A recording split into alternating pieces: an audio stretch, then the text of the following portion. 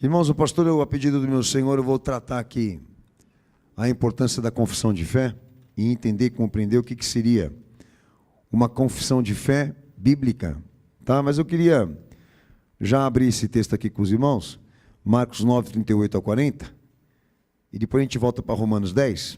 Vamos à leitura desse texto. E João lhe respondeu dizendo: Mestre, vimos um em que o teu nome expulsava demônios, o qual não nos segue. Nós lhe o proibimos, porque não nos segue. Jesus, porém, disse: Não lhe proibais, porque ninguém há que faça milagre em meu nome e possa logo falar mal de mim. Porque quem não é contra nós, é por nós.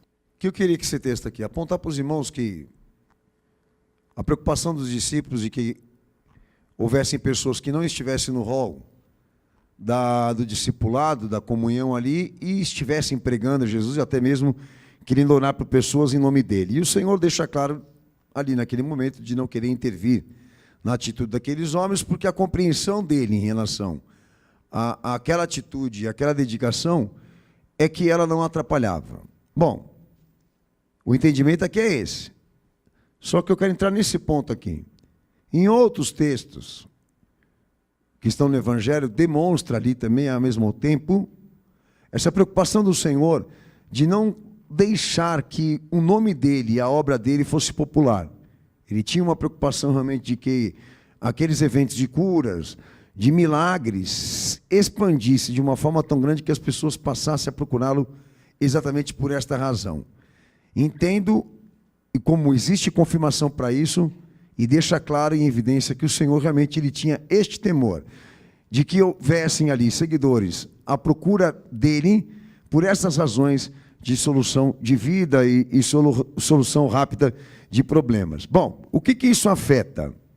Afeta que quando a gente começa a entrar no mérito da confissão de fé, como tudo em torno de Cristo, em nome da obra dele, afeta exatamente porque a gente vê essas organizações e esses grupos se estendendo com objetivos religiosos em nome dele, em nome do que ele fez, mas não com o objetivo de servir, não com o objetivo de obedecer. É como se essa popularidade que o cristianismo realmente trabalhou e construiu, tornasse o nome do Senhor e a obra dele um produto cultural, onde as pessoas, na verdade, se sentissem ali interessadas em buscar uma experiência religiosa ao invés disso, tá? De servir. A confissão de fé, eu vou trabalhar alguns aspectos hoje aqui para os irmãos, ela não tem nenhuma preocupação de que o nome de Jesus seja um nome pronunciado pela boca das pessoas. Eu quero dizer que o nome dele, tá? Não existe nenhuma tarefa, nenhum propósito ministerial de que este nome seja conhecido, mas de que ele seja pregado. Qual a diferença, pastor, do nome ser pronunciado e anunciado, ao invés disso, de haver pregação? Que quando você se posiciona a falar de Cristo, com contexto, com profundidade, o evangelismo, a doutrinação, ela tem muito mais força do que essa outra realidade, de fazer o nome dele ser conhecido. É esse ponto que preocupava o Senhor ali, de que os seus eventos messiânicos, de tudo que ele manifestava de si mesmo, houvesse esse interesse religioso, profissional, como é hoje. E eu vou tentar aqui passar para os irmãos alguns detalhes importantes, que obviamente eu falo dessa forma, levando dessa forma aos irmãos essa realidade, porque o que deixa claro é que a confissão de fé, ela não tem esse objetivo de gerar a simpatia, a atraência, a motivação religiosa, mas de firmar exatamente o quê? Uma igreja fiel e uma igreja temente e submissa a Cristo em tudo aquilo que é feito e realizado para a fé, que é uma diferença muito grande da primeira igreja e dos primeiros cristãos com aquilo que nós estamos vendo hoje. Eu queria abrir o texto de Mateus 10, 32. Portanto, qualquer que me confessar diante dos homens, eu confessarei diante de meu Pai que está nos céus. Então, quando nós falamos da confissão de fé, o entendimento desse texto que o pastor li para vocês aqui, que realmente é essa postura, oposição, de falar publicamente o nome de Jesus, de assumir publicamente o nome dele, seja uma confissão. E não é. Nós vamos voltar para o texto de Romanos 10, capítulo 10, verso 8 ao 11, a gente vai entender exatamente aonde Paulo ele entra no mérito da fórmula da confissão primitiva. E qual era a fórmula da confissão primitiva ali? Que haviam duas combinações. A confissão ela era uma pronúncia verbal, litúrgica, formal, pública, ao mesmo tempo também. Uma confissão que traz consciência, que traz obediência e submissão. Na tua boca e no teu coração. Na tua boca, o entendimento que Paulo deixa claro que que a confissão realmente ela precisa ser uma manifestação verbal, testemunhal e pública, mas também trazer o outro aspecto, o aspecto do coração, da experiência interna, daquilo que condiz com o nosso ser, com o nosso eu, do que diz respeito a Cristo. Consciência, obediência e submissão. Por que a confissão de fé? Ela precisa ter esse interesse interno no homem. Porque a confissão de fé ela precisa estar interiorizada no homem, enraizada dentro dele, para que ela não seja uma mera aparência, mas uma vivência. Quando nós assumimos que Jesus Cristo é o nosso Senhor e nosso Salvador, nós fazemos isso com força de consciência do que, na verdade, nós sabemos dele e ouvimos dele.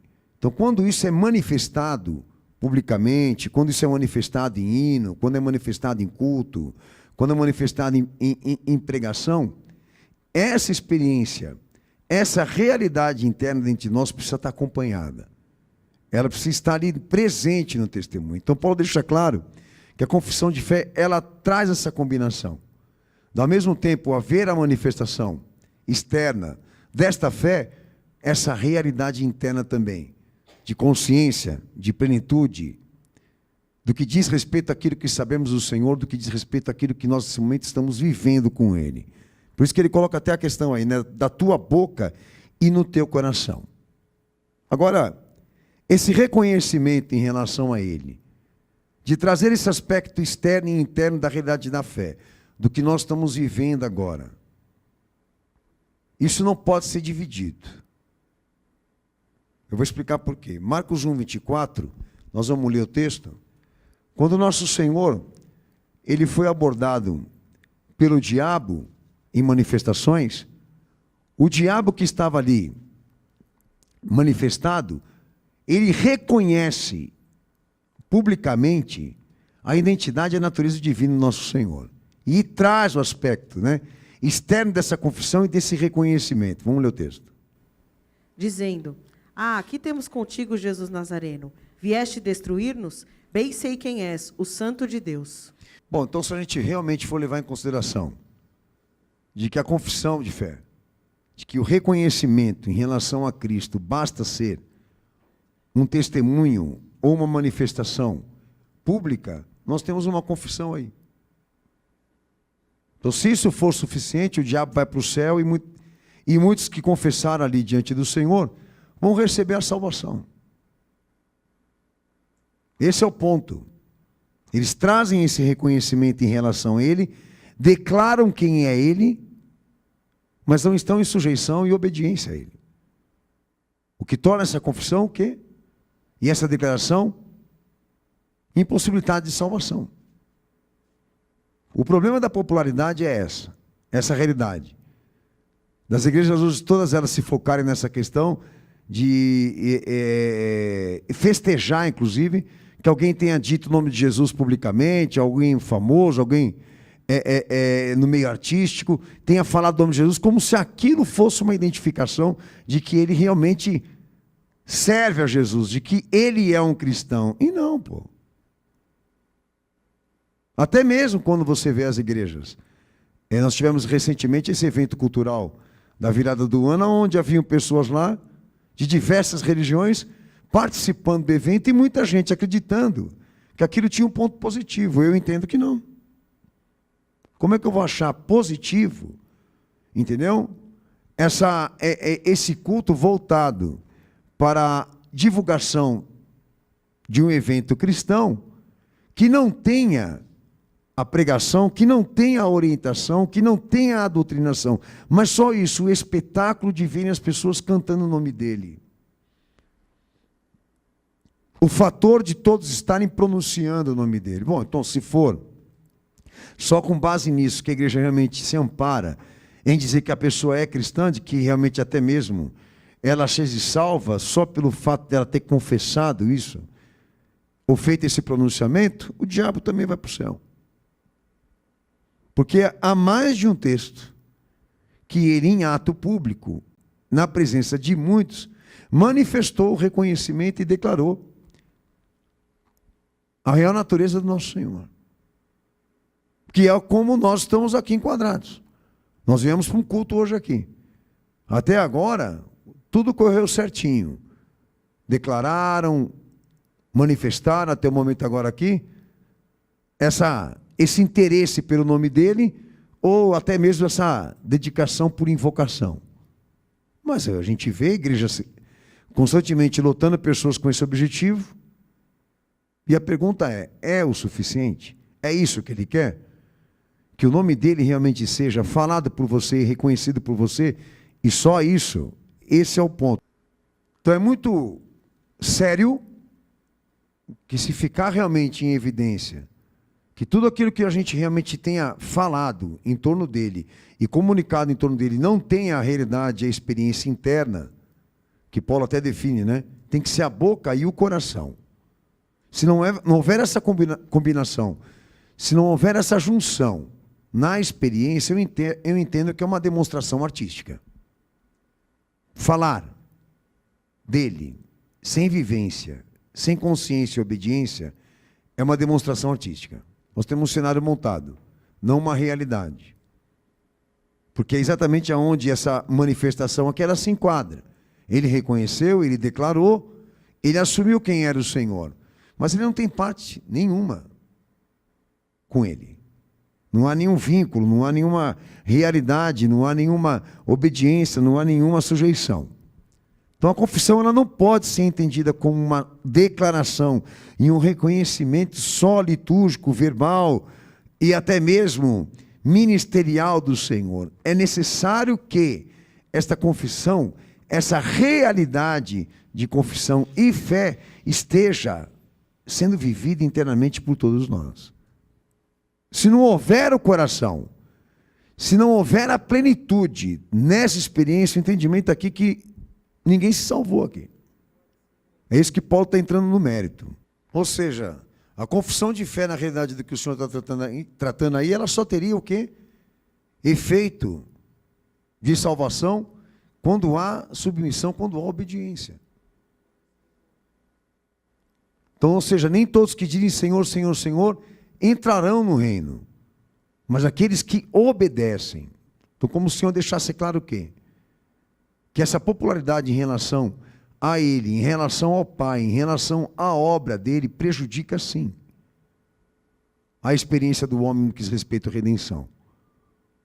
No sentido de que, se tivesse realmente esse objetivo de expressar essa devoção, essa simpatia, e não isso, a vivência, a consciência e a obediência de um discípulo.